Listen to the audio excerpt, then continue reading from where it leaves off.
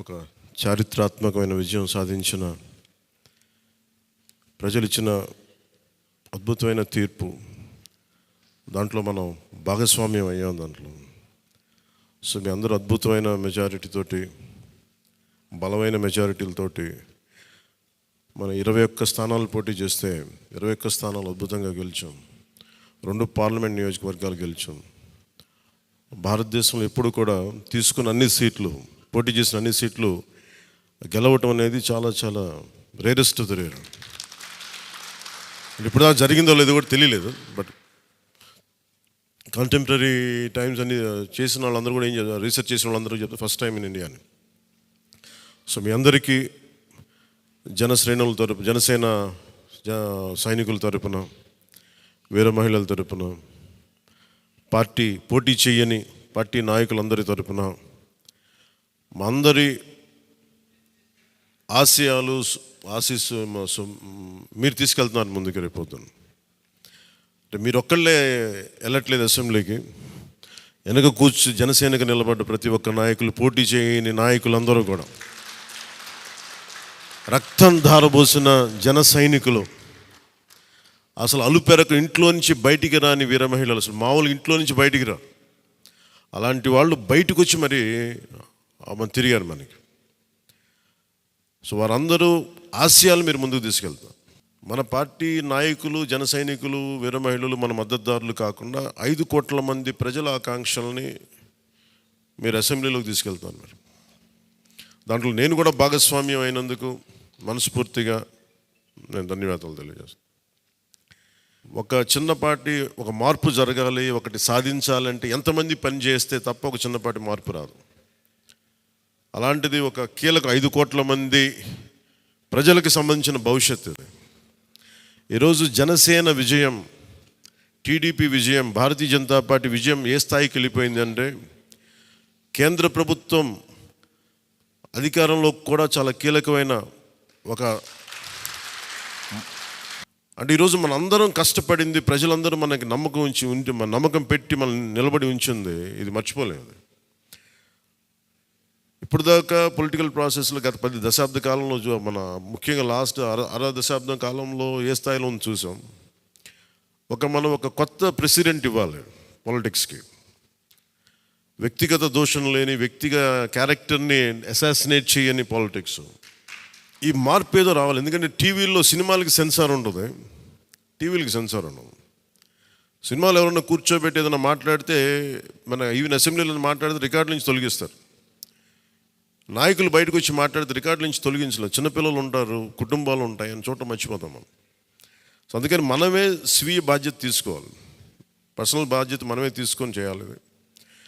అసలు అద్భుతమైనది ఏంటంటే, బండ్లు అవుతాయి అనడానికి నేను చాలా కాలం ఇదే వేదిక మీద చాలాసార్లు చెప్పాను. అంటే ఇది మనం నిన్న సభలో కూడా మాట్లాడమని చెప్తా ఉంటే, ఇది మనం ఇళ్ళకి కానీ పండగ కాదు, పండగ చేసుకునే, సంబరాలు చేసుకునే సమయం కాదు, చాలా బాధ్యతగా ఉండే సమయం. ప్రజలు చాలా ఎక్కడెక్కడి నుంచో, మారుమూల నుంచి, ఎక్కడ యుఎస్ఏ నుంచి వచ్చి కూడా ప్రాణాలు కోల్పోయి, అసలు రాత్రనక పగలనక తిండి తినక ఒక్కొక్కరు పనిచేసిన విధానం ఇవన్నీ కదిలించేసినాయి.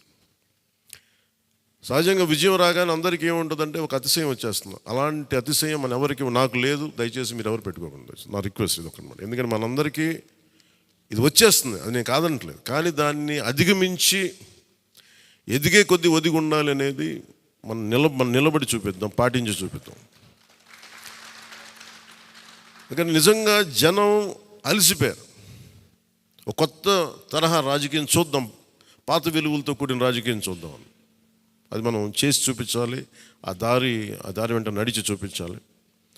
జనసేన ఆ రోజు నేను మాట్లాడితే, అంటే ఇది భగవంతుడు కరుణించాలి, ఇదేదో నేను పెట్టిన వ్యూహమో గొప్పతనమో నేను చెప్పట్లేదు. కానీ భగవంతుడి కరుణ, తల్లి కరుణ, ప్రజల ఆశీస్సులు, మద్దతు.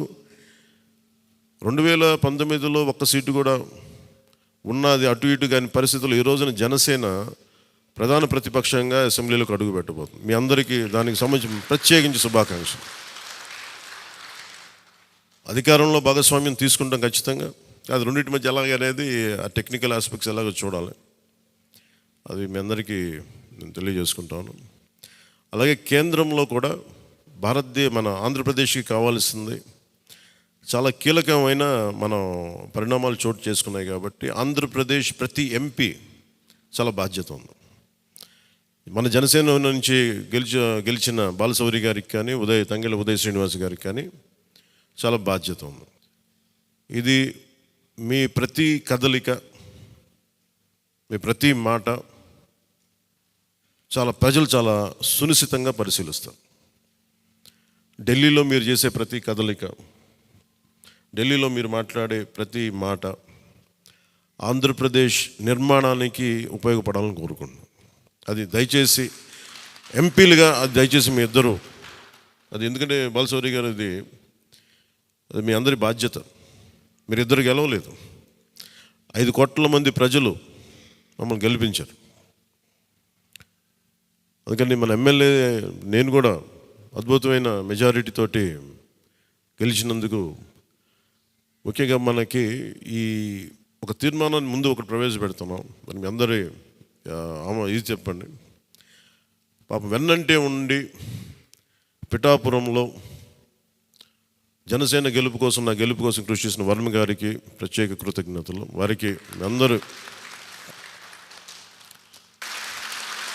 వర్మ గారికి చాలా చాలా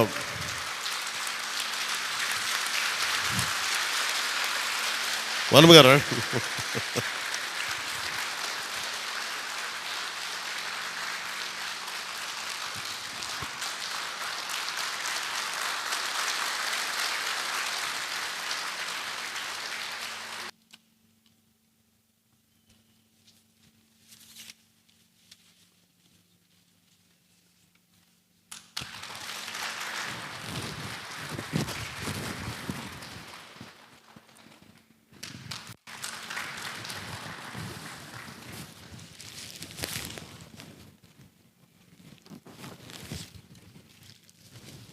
మన కోసం పనిచేసిన తెలుగుదేశం వర్మ గారిని ఇది గుర్తించడం అంటే మన కోసం పనిచేసిన తెలుగుదేశం నాయకులందరికీ, భారతీయ జనతా పార్టీ నాయకులందరికీ కూడా నా పార్టీ తరపు నుంచి ప్రత్యేక కృతజ్ఞతలు.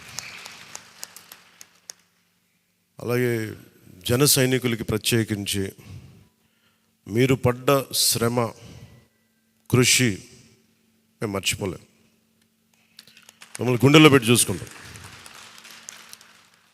మీ భవిష్యత్తు కానీ మీ బాధ్యత మీకు ఎలా ఉండాలనేది మేము గుండెలో పెట్టి చూసుకుంటాం. అలాగే మా ఆడపడుచులకి, వీర మహిళలకి, యువతులకి జనసేన కోసం మీరు పడ్డ శ్రమ మేము మర్చిపోలేం. మీ అందరికీ కూడా నా ప్రత్యేక ధన్యవాదాలు, కృతజ్ఞతలు. మీ శ్రమని, మీరు చేసిన ఈ కృషిని మేము మర్చిపోం. మీ ఆశయాలని మీరు దేనికోసమైతే పనిచేస్తారంటే ముందంటే తీసుకెళ్తాం.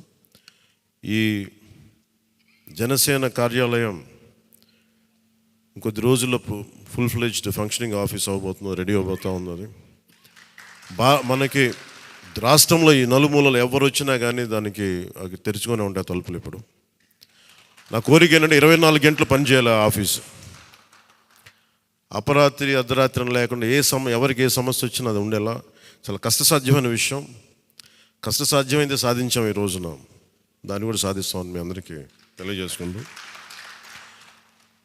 నేను 6 ప్రత్యేకించి చెప్పాను. విద్య, వైద్యం, ఉపాధి, సాగునీరు, తాగునీరు, లా అండ్ ఆర్డర్.